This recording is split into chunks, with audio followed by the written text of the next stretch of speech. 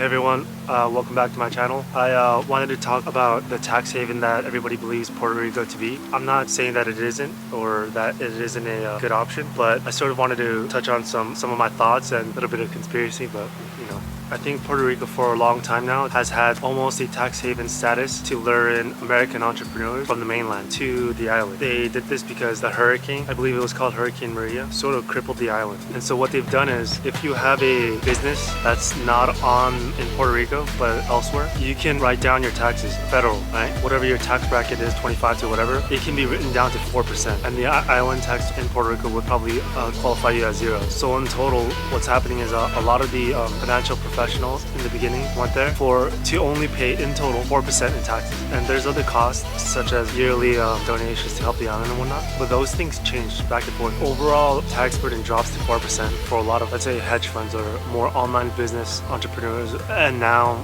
companies have found interest there. And it attracts a lot of crypto people as well. They don't have any capital gains tax. Because they don't have any capital gains tax is the reason why generally it attracted a lot more financial professionals or anyone that was trading and whatnot. So a lot of people went over there for that reason. If I'm not mistaken, it started with a lot of the hedge funds in New York. So rather than moving down to Miami or having an office in Miami, what they started to do is have presence in Puerto Rico. And so from there, it became everyone moving to Puerto Rico. Now, there's been a lot of interesting things that happened. One of which is the populace in Puerto Rico, the Puerto Ricans, they are beginning to feel a little bit of discontent. Because what's happening is there's this underlying feeling that a lot of the people from the mainland that are coming to the island are not going there for the betterment of all, only for the betterment of themselves in sacrifice of others that have been there. This is a natural feeling, but also maybe it's also true. So whether or not that may be for you, I would suggest, just go to the place and see for yourself first,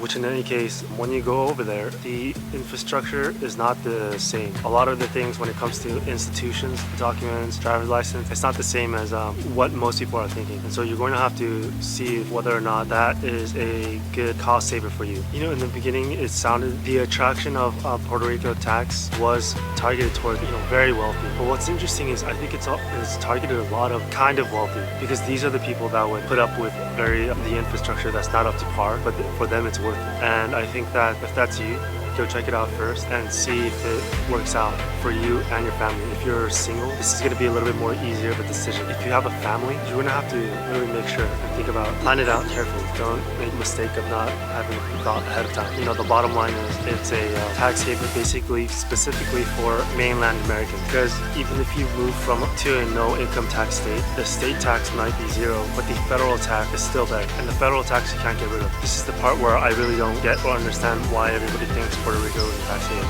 Countries, like Puerto Rico or in that region, laws always change. Laws always change. Bills always change. Tax laws, tax bills always change. It kind of seems like economic structures always change. And I don't understand why people would believe that this Puerto Rico tax haven status is not going to change. I mean, it's going to stay the same. I mean, do people honestly really believe that the federal government is going to be totally okay with all these companies going over there and only paying 4% of their taxes? I'm going to get to the conspiracy part right now. I don't believe for a second that the Puerto Rico tax haven is going to stay the same. I think they just recently changed the law, changed something or changed the bill where they maybe wanted to up a limit. They also, I believe, changed the requirement that you need to have a business and have employees hired there, if I'm not correct, or maybe they've already had that and expanded that. But basically, we're already seeing changes. But this is the part where maybe somebody can explain to me why maybe Puerto Rico will not change the laws. Is they've had a lot of changes in the law. Why would they not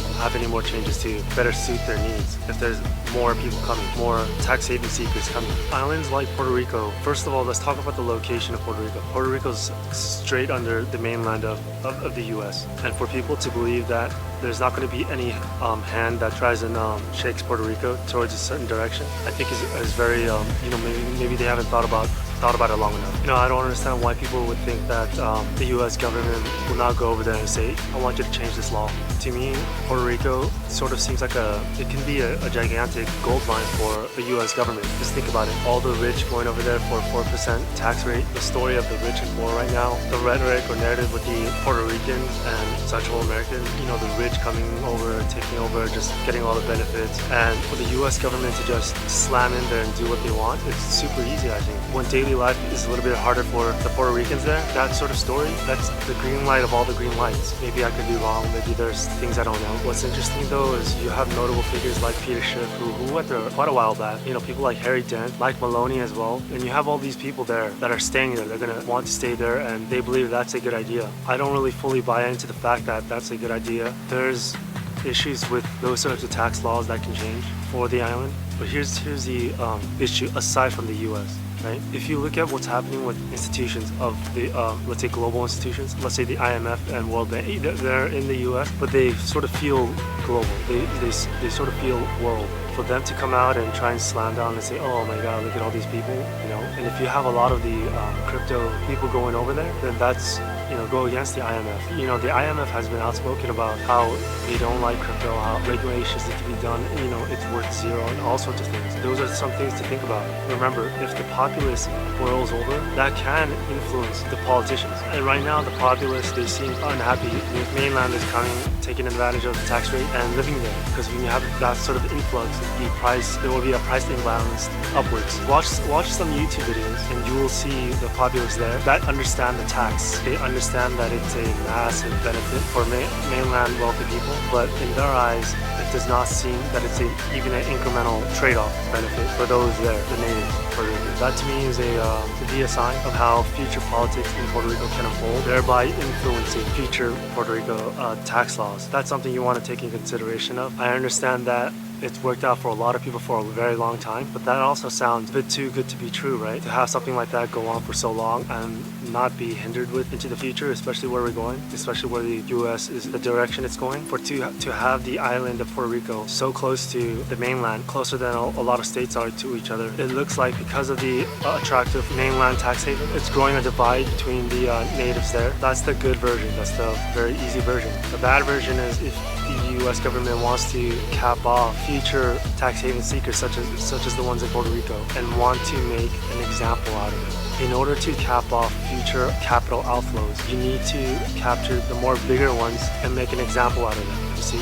Because right now, for the IRS to capture all of them may not be as feasible right now, right? Because for the IRS, a lot of the times, it's a smaller team than most people think. But recently, right now, they hired about over 90,000 or something like that, or 80,000. Again, people think that that's targeting the middle class and middle class crypto traders. But like I said in my other video, the IRS is going after the PPP loans fraud. The reason why they're training their IRS agents with firearms is because they know the background of certain, let's say, you know, people that they believe requires their agents to be trained with firearms when their agents go after them. And the IRS, I think, is trying to clamp down on that because that's money crime. And money crimes are the ones that the governments are usually always after, right? Financial industry, finance is the center of all things.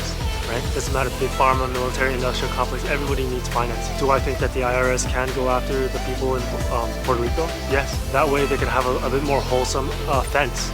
For in the future, they can have it more fenced off. For the IRS to go after the tax haven seekers in Puerto Rico is not that difficult. But what's interesting about the demographics of the Puerto Rico tax seekers, it appears prepper focused, you know, hit the fan people focused individuals, and if they start to sense something wrong, they themselves will make some of those decisions. I think it's not going to be as difficult if they want the tax haven seekers out of Puerto Rico. But that's not what they're looking for, right? Specifically, what they're looking for is the money. They want the money out of there. They want the money out of their pockets specifically. Whether people stay on the mainland or not, that's not their problem, right? That's not their concern. What their concern is capital outflows. And so that's some of the things how I think about it, and maybe it will help you. Now, the bigger question or interest is, how will you know? Like, how can you figure that out? What are some of the signs? Some of the signs, aside from being on the ground in Puerto Rico, obviously that's gonna be number one. But let's say if you're not there or whatnot, how will you know? What are the signs? The media. And if you can take a look at the island media, it will help you out. Right now, there's articles here and there. When it begins to ramp up in succession, that's when you know there might be a strategic reason why these media articles are coming out in succession. Governments don't want to go in naked. They go in covered, right? Covered by the media. So just keep that in mind.